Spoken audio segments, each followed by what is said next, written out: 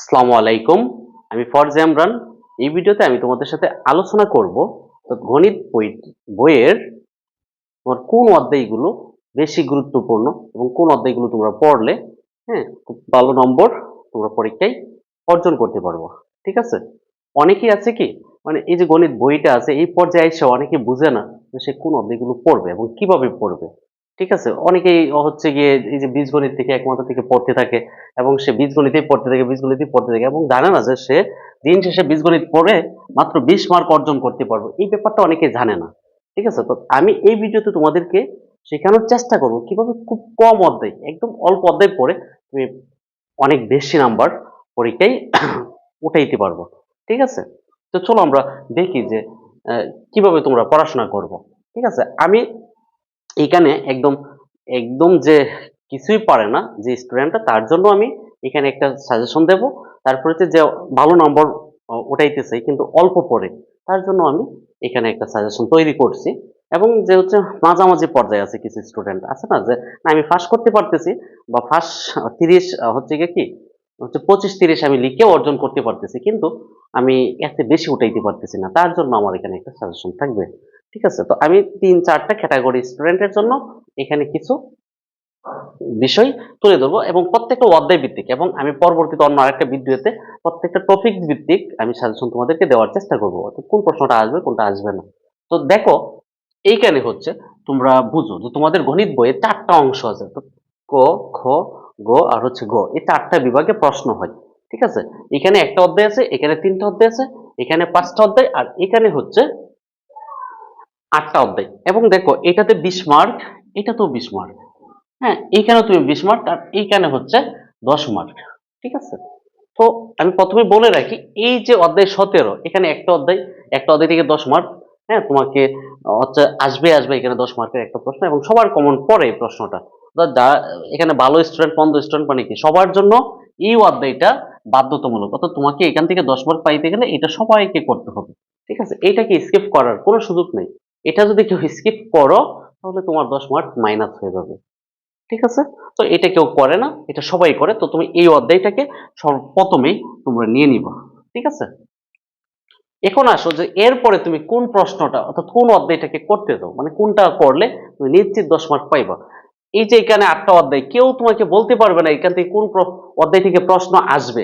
ঠিক আছে? এখানে 5টা অধ্যায় আর এখানে হচ্ছে 3টা অধ্যায় কিন্তু কোনটা থেকে নিশ্চিত আসবে এখানে, হ্যাঁ, এখানে 3টা অধ্যায় থেকে 3টা প্রশ্ন আসে। ঠিক আছে? তুমি তবে এখানে সর্বোচ্চ তুমি 20 মার্ক আনসার করতে পারবে। কেউ যদি মনে করো যে আমি এখান থেকে 3টা প্রশ্নই বেছে নেব, 3টা অধ্যায় বেছে নেব, তাহলে 3টা অধ্যায় তোমার বাঁচার দরকার নেই, কারণ তুমি তো 20 মার্ক আনসার করবে, তুমি 2টা অধ্যায় নিলেই হবে। ঠিক আছে? এখন কোন 2টা নিব সেটা আমি বলতেছি, একটু পরে বলবো। তো তুমি 17 পরে তুমি প্রথমে যে অধ্যায়টা নিবা সোর্স করবা সেটা হচ্ছে অধ্যায় 7। অধ্যায় 7, এই 7 নম্বর অধ্যায়টা থেকে একটা প্রশ্ন আসবে কিন্তু তার সাথে এখানে এই যে 8 আছে না, 8.5, এখানে 5টা অনুশীলনী, এই 8.5টাও তোমরা কি করবো যুক্ত করবো সাথে অধ্যায় 7 পাশাপাশি হচ্ছে 8.5। ঠিক আছে? তো এই যে এই অনুশীলনীটা আর হচ্ছে অধ্যায় 7। ঠিক আছে? তোমরা এইটাকে চুজ করবা, পাশাপাশি তোমরা সাপোর্টিং হিসেবে 8.5টাকেও পড়ে রাখবা। ঠিক আছে? শুধু যদি তুমি অধ্যায় 7 পড়ো তাহলে এখান থেকে কিন্তু পরিবৃত্ত, বহির্বৃত্ত, অন্তর্বৃত্ত এই প্রশ্নগুলো প্রায়ই এসে থাকে। তো তোমরা এটাকে যুক্ত না করলে তোমরা অনেক সময় সমস্যায় পড়তে পারো। ঠিক আছে? তো এই জন্য সেকেন্ডলি হচ্ছে আমি অধ্যায় 7 এই দুইটা অধ্যায় যদি তুমি পারো নিশ্চিত তুমি 20 মার্ক। ঠিক আছে?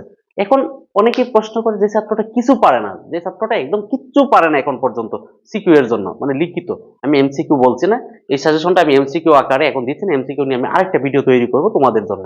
ঠিক আছে?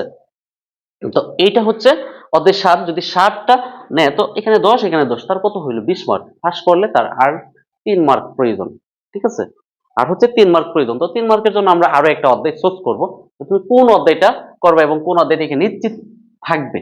ঠিক আছে? তো এরপরে যে প্রশ্নটা আছে সেটা হচ্ছে এই যে 9 নাম্বার যে অধ্যায়টা আছে এই অধ্যায়টাকে তোমরা চুজ করতে পারো এবং এখান থেকে তুমি 100% একটা প্রশ্ন থাকবে। ঠিক আছে? তো তোমরা সেকেন্ডলি যেটা চুজ করবা সেটা হচ্ছে 9। ঠিক আছে? এই 3টা অধ্যায় যদি তোমরা কেউ পারো ভালো করে তাহলে সিকিউ তুমি ফেল করবা না। এটা তোমাকে আমি গ্যারান্টি দিয়ে বলতে পারি যে সিকিউ তুমি ফেল করবে না, তুমি 30 মার্ক কি পাইবা, কমন পাইবা। এই 30 মার্ক, ঠিক আছে, 30 মার্ক তুমি কমন পাইবা। এবং 30 মার্ক কমন পেলে তোমার এখান থেকে পাস করতে লাগবে 23 মার্ক, ঠিক আছে। তো তুমি এখান থেকে 23 মার্ক পাইলে তুমি পাস। এবং এটা অনেকের জন্য রিক্সি, আমি বলবো যে রিক্সিও হবে না, কারণ যে কম পারো কিন্তু মানে কম পড়বা তোমার মনে থাকবে তত বেশি, ঠিক আছে। তুমি মনে করো যে আমি এত বেশি বীজগণিতের এত এত অধ্যায় পড়বো না, না পড়ে আমি শুধু এই 3টা অধ্যায় পড়বো, কোনো সমস্যা নাই। কারণ তুমি তো কিছু পারো না, তোমার লেভেল এখন কত, 0-0-তে আছে, ঠিক আছে। আমি যে ছাত্রটা 0-0 আছে তাকে আমি সাজেস্ট করবো তুমি শুধু এই 3টা অধ্যায় পড়ো। এখনো তোমার জন্য অনেক সময় আছে, 3টা না তুমি 10টা অধ্যায় পড়ার মতো সময় তোমার সামনে আছে। 3 মাস এখনো প্রায় আছে তোমার হাতে। তুমি যদি 3 মাস হার্ডলি পরিশ্রম করো তাহলে 3টা কেন তুমি 10টা অধ্যায় করতে পারবো। কথা বুঝতে পারছো? তো তোমরা প্রথমে হচ্ছে এই 3টা অধ্যায় যে কিছু পারো না এই 3টা অধ্যায়কে বাইসা নিবা, ঠিক আছে। এখন প্রশ্ন হচ্ছে স্যার আমি তো এই 3টা পারি, কিন্তু আমার আরো কিছু দরকার, আমি এই 3টা পারি, এরপরে আমি কোনটা করব, ঠিক আছে। তো এরপরে আসো তুমি এখানে, আমরা জানি এখানে এই 3টা থেকে প্রশ্ন আসবে, কিন্তু এখানে প্রশ্ন আছে, ভালো করে বুঝছো ভাইয়া। যে এখানে প্রশ্নটা কি, প্রশ্নটা হচ্ছে এই জায়গাটাতে একটু রহস্য আছে। কেউ যদি 16 বাইসা নেয়, আমার কথা হচ্ছে 10 অথবা 16 দুইটার কোনো একটা থেকে প্রশ্ন আসবে, কিন্তু কোনটা বাঁচবো। তুমি যদি 10 বাঁচো, 10 থেকে অনেক সময় হয় কি একটা সৃজনশীল প্রশ্ন, তো তোমরা তো জানো সৃজনশীল প্রশ্ন কি 3টা অংশে থাকে, ক খ আর হচ্ছে গ।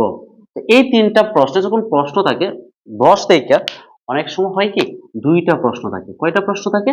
দুইটা। এই দুইটা থাকে, কিন্তু ঘ নাম্বারটা তোমাকে অ্যাড করে দেয় এখান থেকে। আমি প্রায় অনেকগুলো প্রশ্নতে এটা লক্ষ্য করছি, ঠিক আছে। তো তখন তুমি কিন্তু এখানে 10-এ আর 10 পাইবা না, ঠিক আছে। তো যারা একটু ভালো মানের স্টুডেন্ট, মানে মনে করো যে না আমি একটু পরিশ্রম বেশি করতে পারবো, তখন তুমি 16টা চুজ করতে পারো, তাহলে তুমি নিশ্চিত 10 মার্ক থাকবে। কিন্তু কেউ যদি মানে একটু চান্স নিতে না, আমি 10 আমার দরকার নেই, কিন্তু আমি তো 6 পাচ্ছি, ভাগ্য ভালো হলে এখানে 10 পাবো, পরিশ্রম আমি বেশি করতে চাই না, তাহলে তুমি 10 নম্বর অধ্যায়টাকে বেছে নিতে পারো। তো আমি বলবো যে এরপরে হচ্ছে যদি তোমার ক্যাপাবিলিটি ভালো থাকে, মোটামুটি কিছু পারো, তাহলে আমি বলবো 16টাকে তুমি চুজ করো। 16টা চুজ করলে তোমার আরেকটা সুবিধা আছে, তোমার তো শুধু সিকিউ, এই সাজেশনটা তো সিকিউ, তুমি যদি এমসিকিউটাকে বাঁচো তাহলে এই অধ্যায় থেকে কম করে তুমি 4 থেকে 5টা এমসিকিউ, মানে 5টা এমসিকিউ তুমি পেতে পারো। কোথায় থেকে? এই অধ্যায় 16 থেকে তুমি 5টা এমসিকিউ পাইতে পারো। অনেক বিষয় কিন্তু অধ্যায় 10 থেকে আমি দেখছি একটার বেশি এমসিকিউ থাকে না, একটাও সবসময় পাওয়া যায় না, ঠিক আছে। তো এটা তোমরা যদি মাথায় রাখো তাহলে এমসিকিউ কিন্তু তুমি 4-5টা প্রশ্নের সাপোর্ট পাইবা, ঠিক আছে। শুধু 4-5টা এখানে এমসিকিউ এই জায়গা থেকে না, অনেক সময় দেখা গেছে জ্যামিতির অনেক এমসিকিউ এই পরিমিতি রিলেটেড হয়, এটার সাথে লিংক করে দিয়ে দেই, ঠিক আছে। যদিও আমি এমসিকিউ নিয়ে আরো বিস্তারিত আলোচনা করব আরেকটা ভিডিওতে, যে কিভাবে এমসিকিউ গুলো আসে। তো দেখো আমরা এইটাতে থাকবো। তো তোমাদেরকে পরামর্শ দেবো, যদি তোমার ক্যাপাবিলিটি ভালো থাকে তাহলে তোমরা 16টাকে চুজ করো, আর যদি ক্যাপাবিলিটি ভালো না থাকে, হ্যাঁ, তাহলে তোমরা সোর্স করো কতকে, 10কে, ঠিক আছে। তবে আমি গুরুত্বের জায়গা থেকে 16টাকে আমি বেশি প্রায়োরিটি দিচ্ছি। এবং 16টা তোমরা অনেকে অনেক জটিল মনে করো না, এটা দেখো অনেক সহজ আছে। এটা নিয়ে আমার ভিডিও আছে আমার চ্যানেলে, তোমরা দেখবা। তাই আমি অনেকগুলো সৃজনশীল নিয়ে আলোচনা করছি, কয়েকটা সৃজনশীল তোমরা দেখলেই বুঝতে পারবে, কয়েকটা সৃজনশীলের মাধ্যমেই আমি পুরো অধ্যায়টি এখানে কি করতে পারছি, তুলে আনতে পারছি। তোমরা সেটা একটু দেখবা, ঠিক আছে। এরপরে হচ্ছে তোমরা দেখো যে এখানে যে ব্যাপারটা আছে সেটা হচ্ছে 10 নাম্বারটা তো বললাম একদম সহজ আছে, একটু অল্প কিছু অঙ্ক আছে, কয়েকটা অঙ্ক পারলে তোমরা 10 পারবা। তো তবে 10-এর মধ্যে একটু রিস্ক থেকে যায়, এই জন্য 10-এ 10 থাকে না, 10 নম্বর অধ্যায় থেকে প্রায় সময় মিস করে। তো এই জন্য আমি বলছি তোমাদের যেটা ভালো লাগে তোমরা সেটাকে চুজ করতে পারো, ঠিক আছে। তো এই পর্যন্ত গেলে তোমার আরো কত বাড়বে, 10 বাড়বে। কিন্তু তোমার এখন হচ্ছে যে প্রশ্ন হচ্ছে স্যার আমি তো আরো ভালো নম্বর আশা করতেছি, আমি এতটুকু পারি, তাহলে এরপরে আমি কোনটাকে চুজ করব, ঠিক আছে। এরপরে যেটাকে বলবো সেটা হচ্ছে এই 4টা, মানে এখানে আমি 4টা অপশন দিচ্ছি তোমাদেরকে। এখানে আরেকটা কথা বলে রাখি, তোমরা যারা সায়েন্স পড়ো, ঠিক আছে, তারা তোমরা 16 স্কিপ করার সুযোগ নাই। সায়েন্সের যারা উচ্চতর গণিত আছে যাদের, আর যাদের উচ্চতর গণিত নাই তারা স্কিপ করে 10টা পড়তে পারে। কিন্তু যাদের উচ্চতর গণিত আছে, উচ্চতর গণিতে একটা 16-র সাথে একদম হুবহু একটা অধ্যায় আছে, সেটা হচ্ছে ঘনজ্যামিতি। ঘনজ্যামিতিটা পড়ার জন্য তোমাকে এখানে 16টা পড়তে হবে, ঠিক আছে। তো পড়লে তোমার জন্য বেশি উপকারে আসবে। ওকে, এরপরে হচ্ছে তোমরা যেটা আরেকটু ভালো মানের স্টুডেন্ট আছে, সে কি করবে? সে যদি মনে করে যে না, যে আরেকটু ভালো মানুষ মানে হচ্ছে তুমি তো আরো নাম্বার বাড়াতে চাচ্ছ, তো তখন তুমি কোথায়, এখানে তো জ্যামিতি থেকে তুমি 10 নিছো, তাহলে আরো 10 নিতে চাও, তখন তুমি কি করবা? তখন হচ্ছে আমি তোমাদেরকে পরামর্শ দেব, তখন তুমি 17 পড়বা, পাশে লিখতেছি। তখন তুমি কি করবা? 17টাকে চুজ করবা।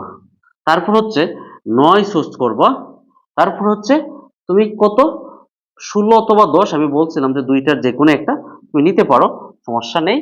তো যদি ক্যাপাবিলিটি ভালো থাকে তাহলে তুমি 16টাকে নিবা, আমি বারবার তোমাকে পরামর্শ দেবো 16 নিবা। এরপরে হচ্ছে তুমি এখান থেকে 60টাকে স্কিপ করে তুমি 6 আর 8টাকে পড়ার চেষ্টা করো। 6 আর হচ্ছে 8, যদি তুমি এই দুইটা অধ্যায়কে আনো, তাহলে অনেক সময় 15, 6 এর সাথে 15টা অ্যাড করে, ঠিক আছে।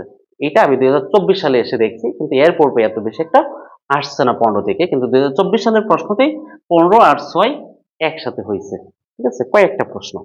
তো তোমরা আপাতত আমি বেশি গুরুত্ব রাখতেছি 6 এবং 8, তোমরা এই দুইটা পড়বা, 7টাকে স্কিপ করবা। যদি ভালো নম্বর আরো বেশি, অর্থাৎ এখানে হচ্ছিল 40 মার্কের জন্য, এটা ছিল কত মার্কের জন্য, 40 মার্কের জন্য, কিন্তু এটা হচ্ছে কত, একটা, দুইটা, তিনটা, চারটা, পাঁচটা, এই 5টা অধ্যায় পড়লে তোমার এখানে হবে 50 মার্ক। কত মার্ক? 50 মার্ক। এখন তুমি চিন্তা করো, যে সিদ্ধান্ত নেবে যে তুমি কোনটা করবো, ঠিক আছে। 50 আর 40, যদি তুমি এইটা করো, তো এইভাবে করতে হবে। তাছাড়া এখান থেকে বাড়ানোর তোমার জন্য স্পেসিফিকলি কোনো অধ্যায় নাই, তুমি 7কে স্কিপ করে 6 আর 8 পড়তে পারো। কারণ প্রশ্ন দিতে পারো, স্যার আমি 7 পড়লাম আর 6 পড়ে ফেলি, এটা অনেক সময় হয় না, কারণ 6 আর 8 একসাথে অ্যাডজাস্ট হয়ে যায়, ঠিক আছে। তো 8 এর সাথে 6 অ্যাডজাস্ট হয়ে যায় প্রায়ই, বা অনেক সময় এটা হয়, এটা হতে পারে, হওয়ার সম্ভাবনা অনেক বেশি। এই জন্য আমি তোমাদেরকে বলি যে তোমরা রিস্ক না এড়াইতে চাইলে 6 আর 8টা পড়বো, ঠিক আছে। এখন হচ্ছে আমি কি 50 পর্যন্ত টিকে থাকবো এরকম, এর চেয়ে তো আরেকটু ভালো স্টুডেন্ট তোমরা আছো, যে স্যার আমি তো 50-এ ঠেকতে চাচ্ছি না, আমার সিকিউরটা আমি 70 পর্যন্ত যেতে চাচ্ছি, তখন তুমি কি করো? তখন তুমি আসবা এই বীজগণিত। তুমি বীজগণিত প্রথমে তোমার দেখার দরকারই নেই, ঠিক আছে। তুমি বীজগণিতে প্রথমে কি আছে এটা ভাবারই তোমার সময় নাই, ঠিক আছে। তো এরপরে তুমি এই 50 কমপ্লিট করার পরে এই প্যাটার্নটা অথবা এই প্যাটার্ন, ঠিক আছে। কেউ যদি মনে করো যে না আমি তো উপপাদ্য পড়তে ভালো লাগতেছে না, আমার উপপাদ্য আমি বুঝি না, কম বুঝি, তখন তুমি এই প্যাটার্নটা নিবা। আর যদি মনে করো যে না আমি উপপাদ্য বুঝি, তো এই অপশনটা নিবা, ঠিক আছে। তো এরপর হচ্ছে তুমি এখান থেকে কোনটাকে চুজ করবা, এখানে তোমার কোন অংশটা প্রয়োজন, এখান থেকে তোমরা যারা এটা হচ্ছে 2024 সালে অনেক বেশি প্রশ্ন আসছে অধ্যায় 13 থেকে, তোমরা 13টাকে, আর অধ্যায় হচ্ছে 3, এই দুইটা অধ্যায়কে তোমরা মোস্ট প্রায়োরিটিতে রাখতে পারো, ঠিক আছে। কিন্তু এখানে অনেক অধ্যায়, এতগুলো অধ্যায় থেকে অল্প একটা বা দুইটা অধ্যায় ওইভাবে বলা যায় না যে কোনটা আসবে, ঠিক আছে, ফিক্সড করে তোমাকে বলা যায় না, কিন্তু তোমার গুরুত্বের যে তালিকা, সেই তালিকায় 3 আর হচ্ছে 13, এই দুইটা বেশি গুরুত্বপূর্ণ। অনেক সময় এখানে হয় কি একটার সাথে আরেকটা প্রশ্ন অ্যাড করে দেয়, আমি লক্ষ্য করছি প্রায়, যেমন 11-র সাথে 3 অ্যাড করে, 11-র সাথে 13 অ্যাড করে, এরকম কম্বাইন্ড হয়ে যায় কিছু প্রশ্ন, এই জন্য স্পেসিফিকলি একটা বা দুইটা অধ্যায় বলা তোমার জন্য মুশকিল হয়ে যায়, কিন্তু 50 তুমি নিশ্চিত পাইবা। আর এখান থেকে 3 আর 13 গুরুত্বের জায়গা থেকে তুমি এই দুইটাকে পড়তে পারো, তাহলে কয়টা হইলো? 5টা আর হচ্ছে দুইটা, 7টা। এই 7টা অধ্যায় পড়লে ভাগ্য ভালো হলে তোমার 70 কমন থাকবে, কিন্তু 70 না থাকলেও তোমাকে এটা বলতে পারি 60 কমন পড়বে, কারণ 3 থেকে প্রায় প্রতি বছরে একটা প্রশ্ন এসেছেই এবং আসতেছেই, ঠিক আছে। তো আপাতত তোমরা যারা মোটামুটি মানের স্টুডেন্ট আছো, তোমরা এটা পড়তে পারো, এটা ফলো করতে পারো, যে এটার সাথে আর কোনটা অ্যাড করতে পারো, 3 আর হচ্ছে 13। এখন প্রশ্ন তো পড়ে এরপরে কোনটা গুরুত্বপূর্ণ, এরপরে বেশি ইম্পর্টেন্ট কোনটা, এরপরে তোমাদের জন্য আছে, এখানে আছে 11 আর হচ্ছে 4। আমি বীজগণিতে এরপরে গুরুত্ব তালিকায় রাখি 11কে, মানে 11টা অনেক বেশি ইম্পর্টেন্ট। এরপরে যে তোমাকে বলা হয় তাহলে তুমি 4টাকে চুজ করতে পারো, ঠিক আছে। আর আমি এখানে 5 নাম্বার অপশন রাখছি 2কে, ঠিক আছে। সেটা অনেক পরে যে যেটাকে ভালো লাগে এখান থেকে তোমরা সেটাকে চুজ করতে পারো, ঠিক আছে। ওকে, তবে তোমরা এই প্যাটার্নটা আর এই প্যাটার্নটা কোনোভাবে স্কিপ করার সুযোগ নেই, এবং তোমরা এটাকে স্কিপ করবে না। তো আমি তোমাদেরকে কি বোঝাচ্ছি, মাত্র 3টা অধ্যায় পড়লেই তুমি পাস করবে, হ্যাঁ, মাত্র 3টা অধ্যায় পড়লেই তুমি পাস। এই যে 3টা অধ্যায় প্রথমে বলছিলাম, কত, 17, 7 আর হচ্ছে 9, ঠিক আছে। আর যদি আরেকটু ভালো নম্বর অর্জন করতেছো তাহলে 16 অথবা 10, যে কোনো একটাকে তুমি চুজ করতে পারো, তাহলে তোমার 40 মার্ক হয়ে যাবে। আর তুমি যদি আরো ভালো করতে চাও, 50-এ যাইতে চাও, তাহলে কত 17, 9 আর হচ্ছে 16 অথবা 10 আর হচ্ছে 6 অথবা 8। যারা সায়েন্স পড়ো তারা 16টাকে কোনোভাবে স্কিপ করবা না, 16টাকে প্রায়োরিটিতে বেশি রাখবা, এবং 16টাতে এমসিকিউ আসে 4টা থেকে 5টা, মানে 5টা প্রায় সময় আসে। ঠিক আছে। আর বীজগণিত থেকে তুমি যদি আরো ভালো, মানে আমি 70 পর্যন্ত পৌঁছাতে চাই, তো তুমি 3 আর হচ্ছে 13, এরপর হচ্ছে 11। ঠিক আছে। এরপর হচ্ছে তুমি 11টাকেও এড করবা, তাহলে হচ্ছে 5 আর 3 8, এই 8টা অধ্যায় পড়লে তোমাকে ধরে নেওয়া যায় যে তুমি 70 মার্কে কমন পাইবা। ঠিক আছে। তো আশা করি তোমরা যদি আমার এই সাজেশনটা ফলো করো, তোমরা যারা 25 সালে এসএসসি পরীক্ষা দিবা, তোমরা অনেক ভালো করতে পারবে। ঠিক আছে। ধন্যবাদ তোমাদের সবাইকে।